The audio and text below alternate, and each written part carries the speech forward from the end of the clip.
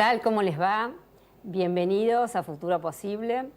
Bueno, en los últimos programas les hemos informado de las verdaderas cifras de la pobreza y sus terribles consecuencias.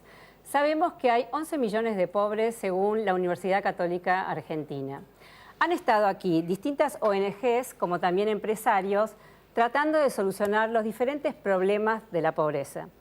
Pero esta vez quise ir al fondo. Quiero averiguar cuáles son las verdaderas causas de la pobreza en nuestro país.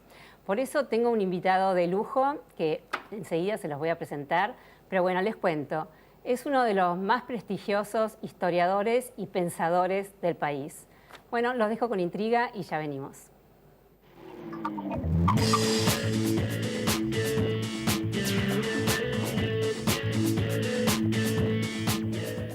Hace poco más de 2 meses nos comprometimos con vos a mejorar el subte A. Vas a ver cambios, algunos más grandes, otros más chicos. Juntos estamos trabajando para que cada día viajes mejor. Bienvenidos todos.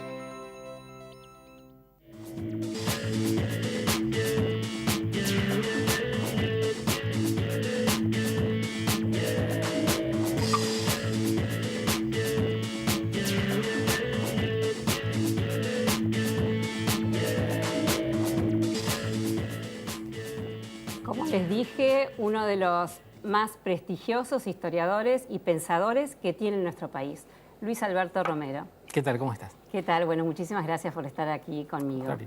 Bueno, vamos a leer algunos datos de Luis Alberto, porque, bueno, es interesante para los que no lo conocen, que, bueno, me imagino que son pocos. Primero, como dije, es uno de los historiadores más importantes del país. Es investigador principal del CONICET y dirigió el Centro de Estudios de Historia Política en la Universidad Nacional de San Martín. También enseña en la Universidad de Itela, en Flaxo, e integra el Consejo de la Universidad de San Andrés. Recibió varios premios, entre ellos el CONEX de Historia y la beca Guggenheim. Entre otros libros, bueno, es autor de Breve Historia Contemporánea de la Argentina de 1916 al 2010. Sectores populares, cultura y política y la Argentina en la escuela. Dirige también la colección Historia y Cultura del siglo XXI, editores, y es miembro del Club Político Argentino. Actualmente está presentando La larga crisis argentina del siglo XX al siglo XXI, que voy a decirlo, ahora me lo van a traer los chicos, que está allí en mi cartera, se me lo pueden traer el libro, que me costó encontrarlo, porque acaba de salir, ¿no?, en las librerías. Sí. ¿No? Es impresionante. Bueno, muchísimas gracias, es muy bueno el libro. Como vos decís, es una reflexión, digamos, está abierto y en pleno desarrollo.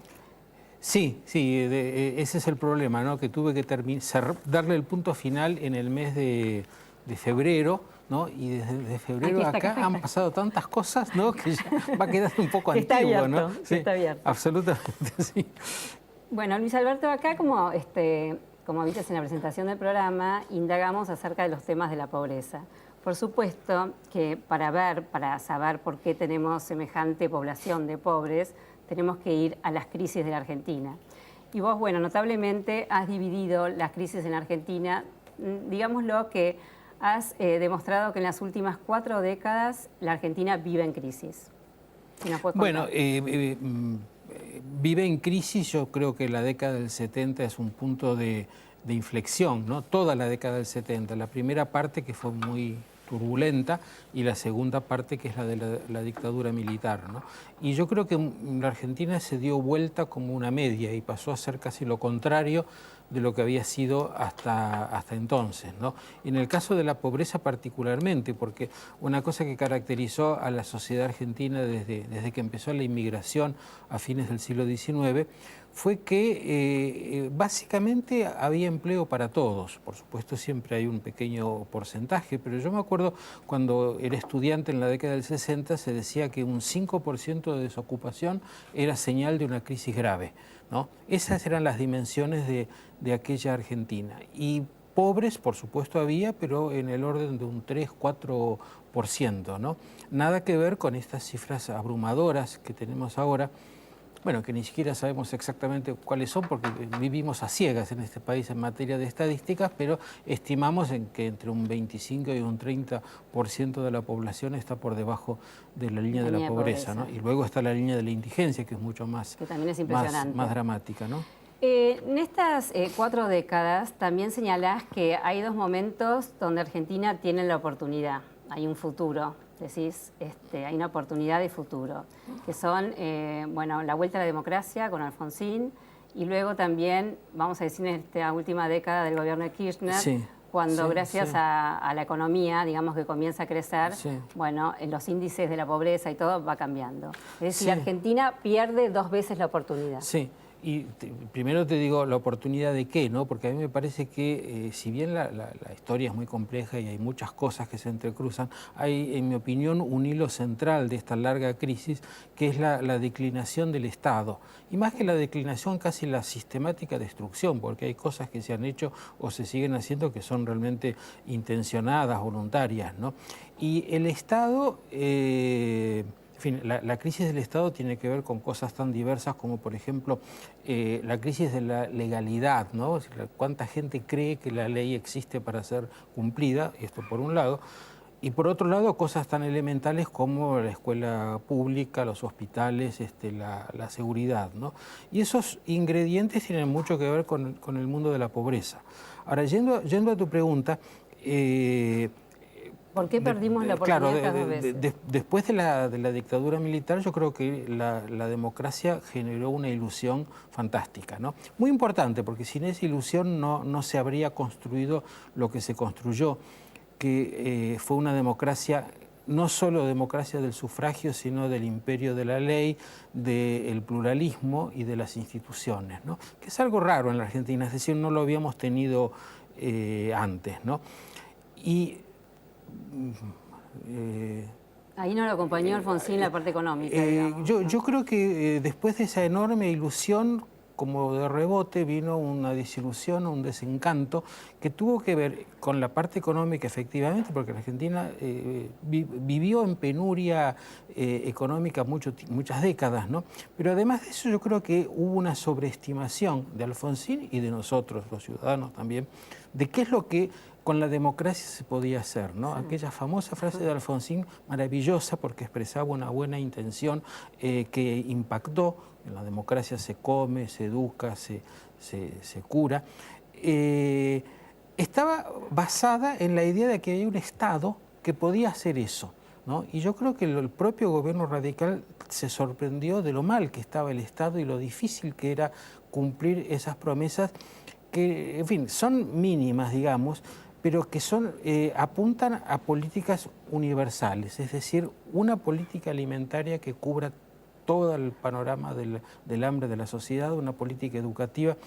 Y eso es lo que el Estado argentino desde hace 30 o 40 años no puede hacer. No puede hacer una política que sea igual para todos, ¿no? Donde hay un incendio va y lo apaga. Claro, la urgencia. ¿No? De urgencia. Está en la urgencia. La famosa política focalizada, ¿no? Pero una política como la asignación universal por hijo da un trabajo enorme, ¿no? Y es casi la única ejemplo que tenemos, ¿no?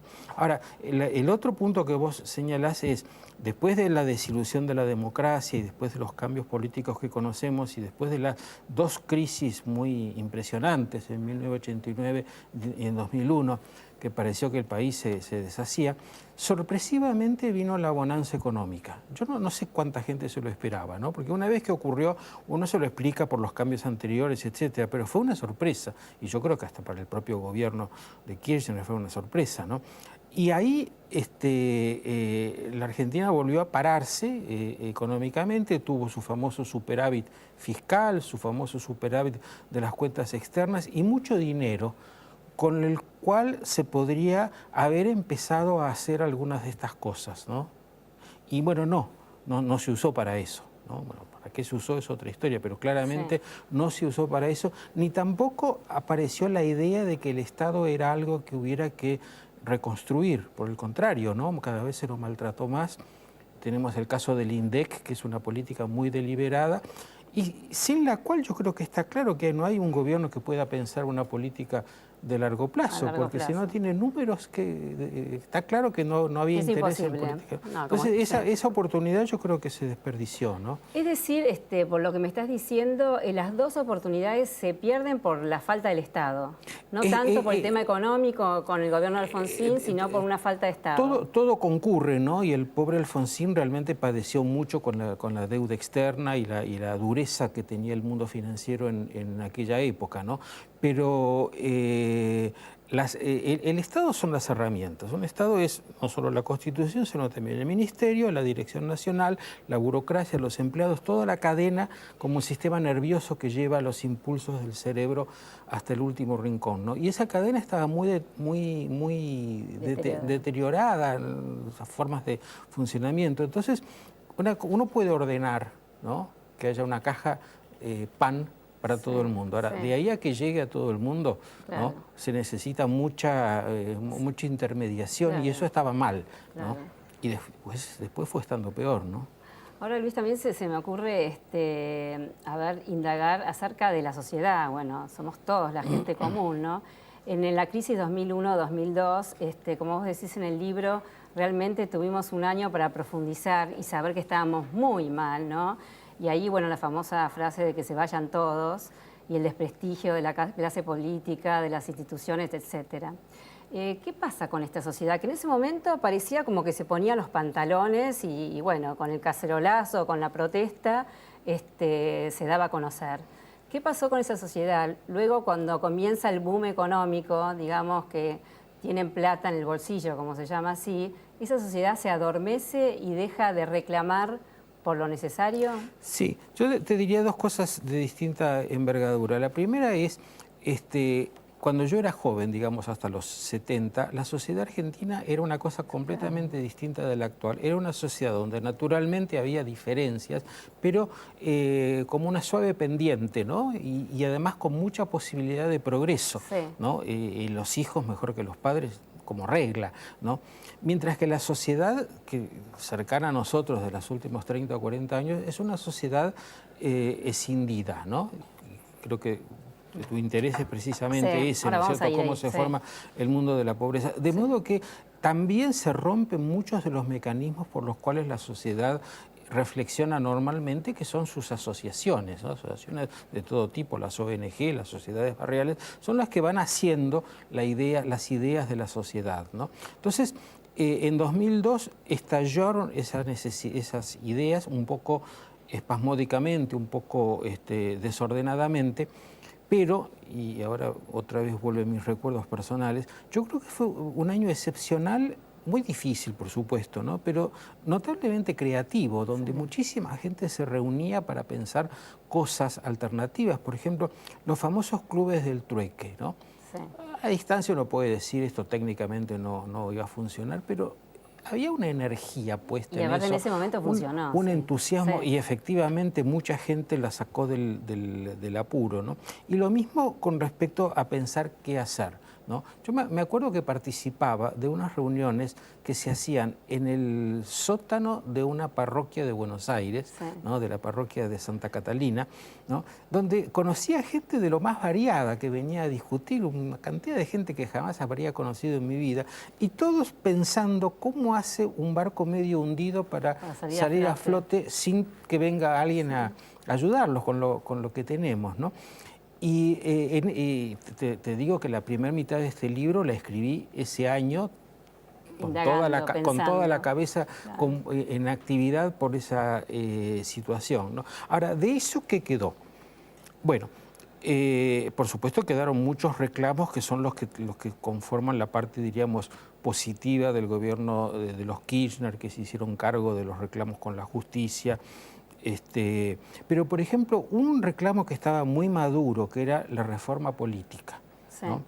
No digo que se vayan todos, porque esto es un sentimiento más que una idea, pero sí que se mejoren los mecanismos de elección, ¿no? Y hay cosas técnicas no difíciles de solucionar, pero obviamente muy costosas para los políticos que utilizan las otras formas, ¿no? Pero era una promesa. Había incluso en el gobierno de Kirchner una secretaría de la reforma política o algo así, ¿no? Y se discutió mucho, por ejemplo, la boleta única, ¿no? Que obviamente es muy buena, ¿no? Pero es muy mala para los que manejan los resortes de las elecciones, ¿no? Entonces, toda esa parte de reclamo positivo yo creo que quedó postergada, bueno, en parte porque el gobierno no la tomó y en parte porque era un gobierno dadivoso, ¿no? Y entonces, bueno, mucha gente se conformó con eso, ¿no es cierto? Con recibir algo y no malquistarse con el que lo daba, porque tampoco se lo daba a todo el mundo, ¿no? Claro. Y hubo como un adormecimiento, me parece, ¿no? Como nos acomodamos todos un achanchamiento, a eso, bueno, y ahora estamos otra vez pensando, ¿no? Estamos otra vez pensando aceleradamente todo, ¿no? Por supuesto, cómo salir. Sí. Bueno, y también vos señalás, importante, la gran brecha que existe hoy en nuestra Argentina, que no es de unitarios y federales, si nos vamos muy atrás, luego de azules y colorados, o peronistas y antiperonistas. Exactamente. Sino que la gran brecha es de ricos y pobres. Decís dos Argentinas, sí, con sus propias ideas, valores, códigos que sí. no se mezclan. Yo diría ricos y clase media, es decir, una sociedad consolidada, ¿no? Porque los ricos son poquitos y bastante egoístas muchas veces, ¿no? Pero la vieja clase media tiene otra idea de las instituciones, de la política, ¿no? Y el mundo de la pobreza, que yo creo que es nuevo en la Argentina, porque eso fue lo que siempre diferenció a la Argentina de Chile, de Brasil, de Perú, ¿no? Es un mundo compacto y yo te diría de esos que hay que ser antropólogo para entenderlo bien, porque las cosas tienen sentidos completamente diferentes a los que nosotros desde afuera le damos, ¿no? Y bueno, yo creo que ahí reside el problema, porque originariamente esto se empieza con desempleo, ¿no? Sí. Pero ahora ya es un modo de funcionar todo que no creo que se solucione automáticamente con empleos. Por supuesto que es una condición, pero hay otros problemas, ¿no? Por ejemplo, el empleo es una cosa. La idea de que hay que trabajar, ¿no? Que es la idea con la que nos educamos todos durante muchísimo tiempo. Es decir, uno estudia eventualmente y luego organiza su vida sobre la base del trabajo, ¿no? Esta idea no es tan cierta en el mundo de la pobreza, ¿no? Donde el trabajo es una alternativa entre otras, ¿no? Se puede sobrevivir de otras maneras, ¿no? Y no te estoy diciendo que todo el mundo sea delincuente, ni mucho menos, pero esta línea que para nosotros puede ser clara entre lo lícito y lo ilícito es mucho menos clara para ellos. Para ellos pero no solo para ellos, para la policía que está ahí también. Claro, también. ¿No? Eso es el problema, ¿no es cierto? Que es todo es una Argentina con sus propios códigos. Claro, y yo te diría que el Estado se adecua a eso y que también tiene una manera de funcionar un poco movida de nuestros parámetros, ¿no? Y yo creo que ahí está el problema, porque no solamente es un mundo compacto, estable y muy difícil de modificar. Lo peor es que hay mucha gente que se beneficia con eso. ¿Por ejemplo? Bueno, por ejemplo, el mundo del delito organizado, supongamos, por ejemplo, esas bandas de piratas del asfalto, ¿no? Es una banda armada, una organización, pero tiene un montón de ayudas, colaboraciones, datos, ocultamiento, de un montón de gente que no participa del delito, pero que no le parece que sea horrible ni que su deber sea denunciarlo a la policía, ¿no? Entonces son como un colchón, ¿no? La salada, por ejemplo, ¿no? La famosa salada. La famosa salada es un ejemplo, ¿no? Porque ahí están los consumidores, ¿no? De productos baratos porque no pagan impuestos, y están los que trabajan para producirlos, que trabajan en condiciones inhumanas, ¿no? Claro. Es decir, que el empresario de la salada se beneficia por los dos costados con el mundo de la pobreza. ¿Cómo erradicas la salada? Se te viene un movimiento en contra fortísimo, ¿no? ¿Y esto es parte de la Argentina, este país, digamos, dividido entre ricos, clase media y pobres, o es algo que también se está dando en el mundo? Siempre es difícil generalizar, pero bueno, más o menos es lo que uno lee, ¿no es cierto? Uno lee que en un país que supuestamente uno siempre lo pone como modelo de cómo debería ser la Argentina, como Francia, tiene también su zona marginal con un montón de problemas pero no creo que sea de la envergadura de la Argentina, ¿no? Porque decir que un argentino de cada 3 es pobre es mucho. Es impresionante. Es realmente mucho, ¿no? En una Argentina que es rica en recursos. Que podría perfectamente, ¿no? Bueno, en un lugar también del libro decís que bueno, fue un país con futuro, se perdió el presente y ahora hay una oportunidad de futuro, pero que solamente es una oportunidad. ¿Y cómo lo ves en cuanto a la oportunidad? ¿Qué soluciones tenés o pensás? Yo te decía recién que desde la época de Martínez de Oz, la Argentina ha vivido estrangulada por el problema de la deuda externa y por estos vaivenes de que vienen los dólares, se van los dólares, etcétera. Y me parece que esta prosperidad del siglo XXI no es efímera, ¿no? No sé si es de enorme duración, pero por lo menos hay unas cuantas décadas. Los índices dicen que claro, esta demanda de los alimentos en el mundo se va a mantener. Exactamente, y que además podría mejorarse mucho con algunas simples políticas adecuadas, ¿no? Entonces, hay una condición necesaria pero no suficiente, que es que una buena administración tendría como hacer un país mejor y emprender planes de largo aliento, ¿no? Y ahí está, digamos, la oportunidad, ¿no es cierto? La oportunidad es ponerse a hacer los planes y a construir las herramientas. Por eso, para mí, el nudo del asunto siempre está en el Estado, ¿no? Por ejemplo, el Estado, tal como funciona ahora, tiene un montón de funcionarios que han sido marginados con esta avalancha de la cámpora, ¿no? Entonces hay un montón de gente muy capacitada, con mucha experiencia, que no hace nada, ¿no? Que por suerte está todavía, ¿no? Sí. Entonces es posible rearmarlos y volver a poner en funcionamiento agencias que han quedado abandonadas, ¿no? El INDEC se lo podría recuperar. No creo que se recupere en la continuidad de las estadísticas, pero el INDEC podría, porque la gente que sabe está más o menos cerca, ¿no? Y reconstruyendo los instrumentos se puede pensar, por ejemplo, qué hacer con la pobreza. Ahora, qué hacer con la pobreza no es una cosa, porque la pobreza es un mundo donde uno encuentra que se entrecruzan todos los problemas, ¿no? Tenés que pensar qué haces con la educación, qué haces con la salud pública, ¿no? Pero es posible, no es fácil, no es fácil, pero es posible.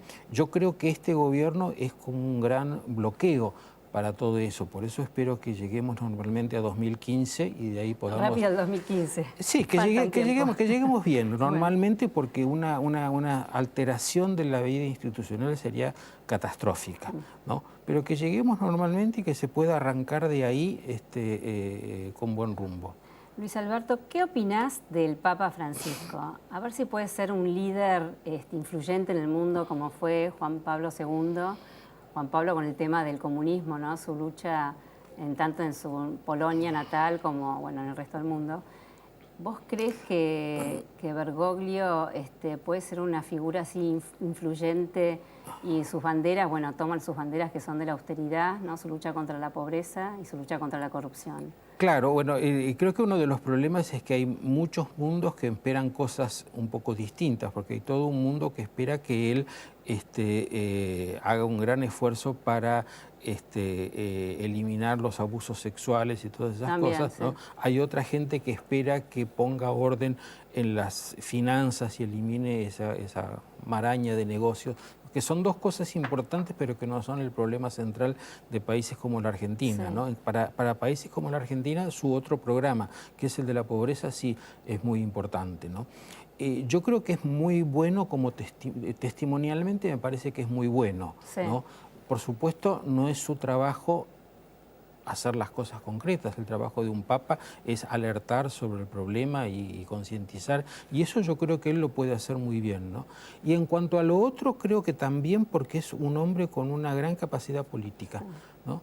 Creo que lo de la pobreza es una parte de su personalidad, pero por otro lado tiene una gran capacidad para hablar, para negociar, para... la verdad que llega muy bien, Creo que han encontrado un buen papa, me parece. Bueno, nos quedan 2 minutos de programa y vamos a ir a las conclusiones del programa, ¿no?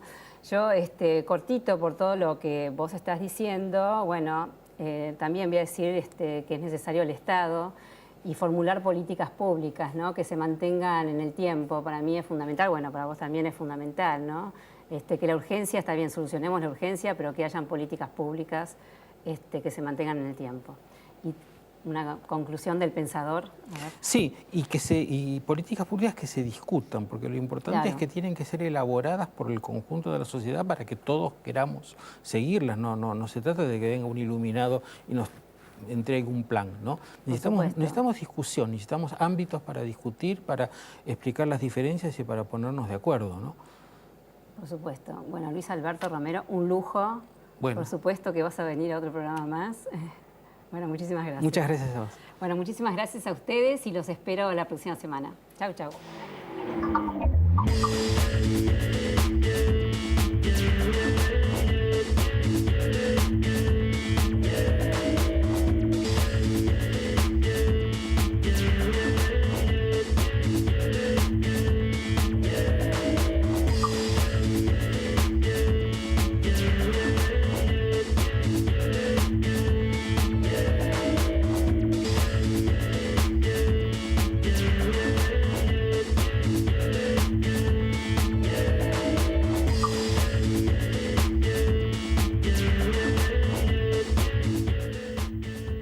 Hace poco más de 2 meses nos comprometimos con vos a mejorar el subte A. Vas a ver cambios, algunos más grandes, otros más chicos.